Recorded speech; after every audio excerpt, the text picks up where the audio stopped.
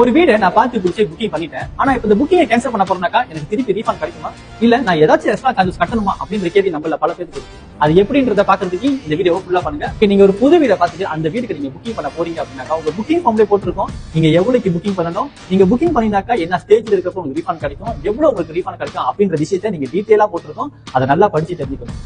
Mostly பாத்தீங்க அப்படின்னாக்கா உங்க லோன் ப்ராசஸ் இருக்கிறப்ப நீங்க அந்த புக்கிங் கேன்சல் பண்ணிட்டீங்க அப்படின்னாக்கா உங்களுக்கு அந்த புக்கிங் ரீஃபண்ட் கிடைக்கிறதுக்கு நிறைய சான்சஸ் இருக்கு.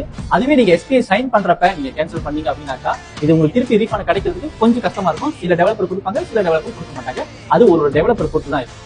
அதே சமயத்துல ஒரு செகண்ட் வீடியோ நீங்க புக்கிங் பண்றீங்க, என்னதான் உங்க லோன் ப்ராசஸ்ல இருக்கிறப்ப நீங்க கேன்சல் பண்ணீங்கன்னா கூட உங்களுக்கு சில சார்ஜஸ் அவங்க எடுத்துட்டு அதுக்கப்புறம் தான் உங்களுக்கு மிச்ச காசை ரீஃபண்ட் பண்ணுவாங்க. அது என்ன மாதிரி சார்ஜஸ், என்ன ஸ்டேஜ்ல இருக்கிறப்ப நம்ம கேன்சல் பண்ணா நம்மளுக்கு எவ்வளவு கிடைக்கும், என்ன ஸ்டேஜ்ல நம்மளுக்கு காசு எக்ஸ்ட்ரா கட்ட வேண்டியது இருக்கும் அப்படின்ற எல்லா விஷயத்தையும் நீங்க புக்கிங் பண்றது முன்னுக்கு உங்க ஏஜென்ட் கிட்ட கரெக்டா கேட்டு தெரிஞ்சுக்கோங்க. இதை தெரியாம நிறைய பேர்